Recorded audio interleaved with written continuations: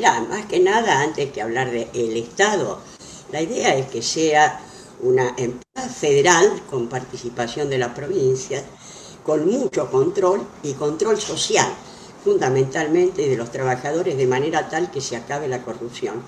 Porque no, ya hace bastante que esta información que daban en el campo de la minería, por ejemplo, estos dos geólogos de la Universidad de Tucumán, que analizan el barro de exportación de Minera La Lumbrera. Minera La Lumbrera jura por Dios, en su declaración jurada, que exporta 3 metales.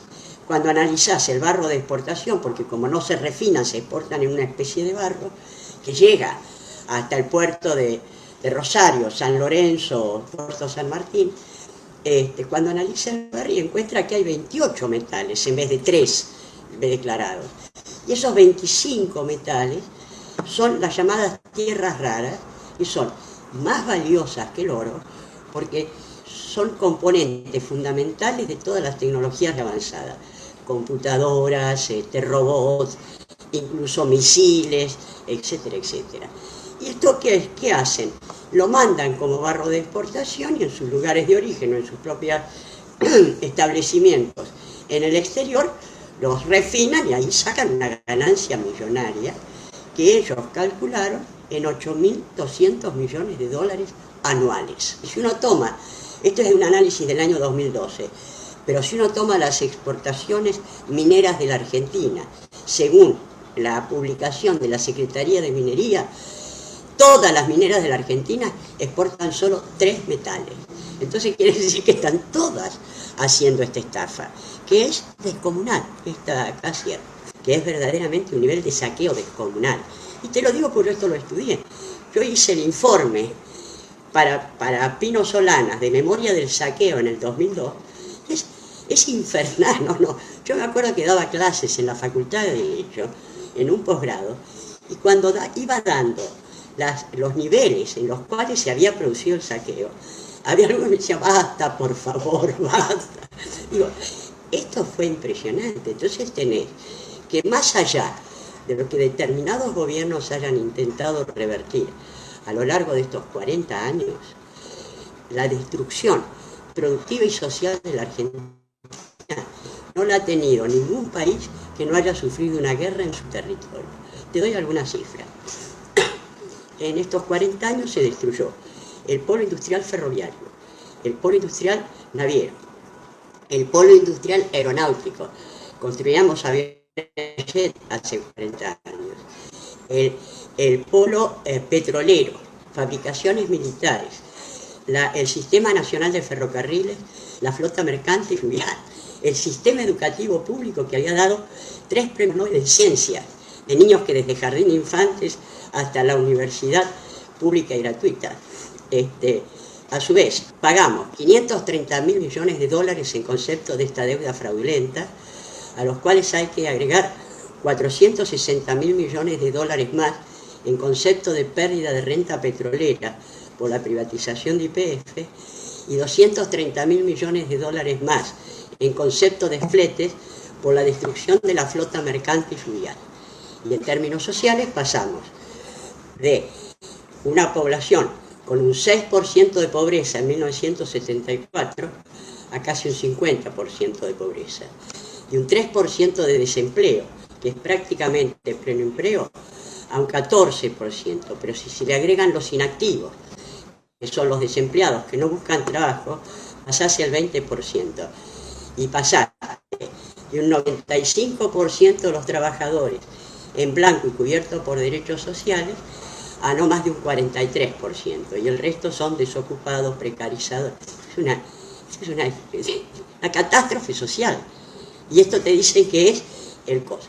Y el problema es que, voy cerrando porque soy media charleta, el problema que es que la pandemia no hizo sino detonar y agravar una crisis de los modelos neoliberales que, con diferencias según los países, generaron situaciones muy similares en Occidente, Occidente central y periférico.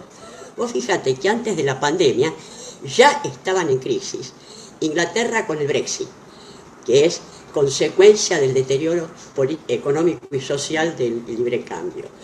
Francia Francia con los chalecos amarillos y las grandes huelgas. Italia con una recesión de hace 10 años y donde el deterioro social está alimentando crecimiento de neofascismo.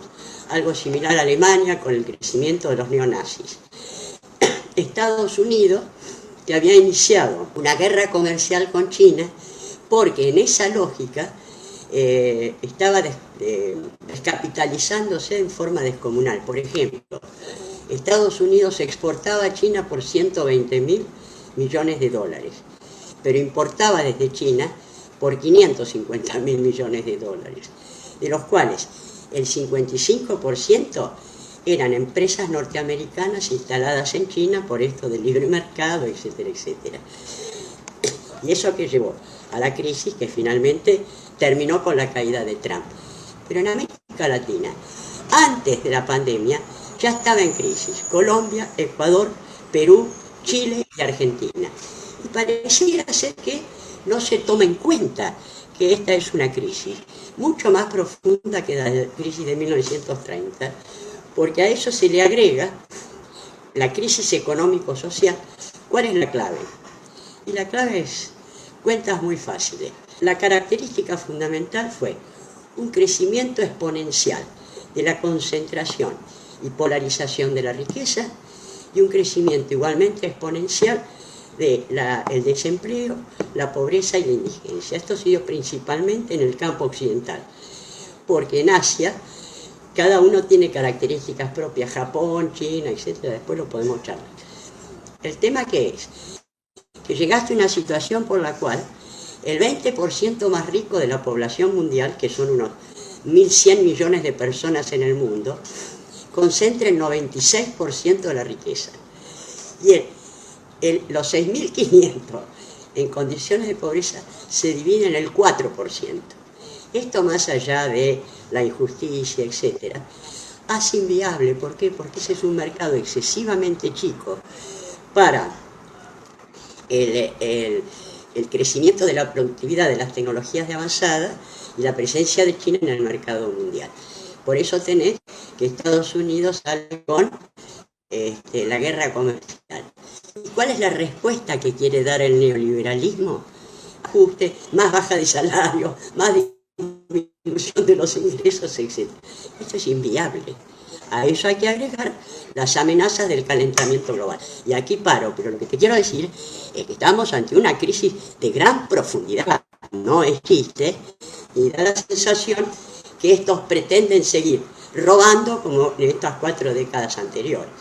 Nora, lo que te quiero decir es que este es el contexto necesario en el cual tenés que analizar la problemática de la hidrovía, porque si no caemos, no sé si a ustedes les resulta simpático, en lo que decía Perón. Perón decía que analizar la política nacional sin tener en cuenta el contexto internacional era hacer política parroquial. Acá no estamos discutiendo una cosa de la hidrovía, estamos discutiendo qué modelo de país, qué análisis se hace de lo que fueron estos 40 años de hegemonía neoliberal en la Argentina y a nivel internacional, y cuáles son las salidas posibles que se dan. Lo que no se puede hacer es repetir, como si no hubiera pasado nada, la idea de, bueno, privaticemos. El ministro Meoni es preocupante lo que declara. No hay potencial en la Argentina para hacerse cargo de eso. Mentira. Si la Argentina en aquellas áreas en las cuales no la destruiste, poner el satelital, te meten a la Argentina por la calidad de la producción argentina entre los 8 países más importantes del mundo. China, India, Rusia, Estados Unidos, Inglaterra, Francia, Alemania y Argentina. Y te van a decir que no tenés capacidad de hacerlo, dejémonos de joder. Es como Cavallo que te decía, usted no sabe economía, déjeme hacerme a mí, y te afanabas el apellido. Tenés una idea de que el contrabando tira los 25.000, 30.000 millones de dólares anuales, frená el contrabando y con eso empezás a redefinir esquemas productivos de base. Por ejemplo, es una locura que no tengamos una marina mercante propia.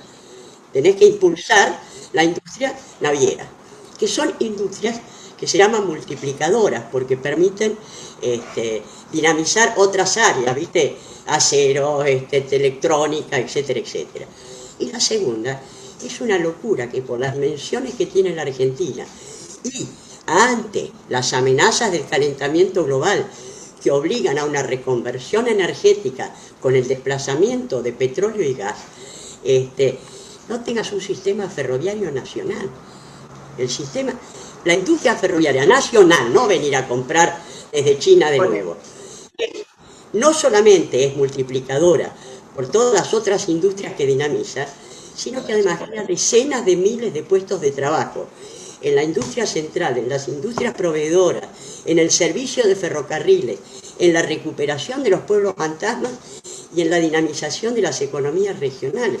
Y eso, mirá, para sacar cuenta de almacenero, que te dejen de robar 30.000 millones de dólares de contrabando, las cerealeras, las pineras, la carne, etcétera, invertí eso en industria ferroviaria. Lo que pasa es que es una locura que te sigan corriendo con la vaina. La propiedad privada, todo con mayúsculas, es Vicentín, viejo, verdadero delincuente, que era lo que yo decía, lo que pasa con Minera La Lumbrera, eso lo planteaba hoy. El problema es rarísimo, porque BlackRock, viste que BlackRock es uno de nuestros principales acreedores, este grupo financiero que es financiero, industrial, etcétera, etcétera. Mirá la paradoja. BlackRock tiene acciones en Minera La Lumbrera. En los últimos años nos vinieron estafando, incluso BlackRock, saqueando a través del contrabando a un nivel de 8.200 millones de dólares al año. ¿Y sabes qué?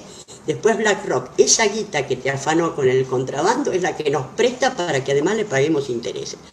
No sé, algo anda a poner coto a esto y basta de saqueo, cosas transparentes, porque el tema, y cierro acá, en el documental de la Revolución Justicialista, Perón da una clave fundamental, contando la negociación que hace el ministro Miranda con los ferrocarriles.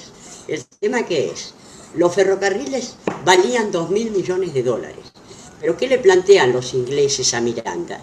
Mire, si usted nos da 6.000 millones de dólares, nosotros le depositamos a usted y a Perón 100 millones de dólares a cada uno en las cuentas que usted nos diga. Mira qué negocio. Pierden sobre esos 4.000 millones, gastan 200 millones en coimas y tienen una ganancia de 3.800 millones que duplica el valor real. Esta forma aparte. Entonces acá al que pone la mano en la lata se la cortamos como hicieron inicialmente los árabes, ¿no?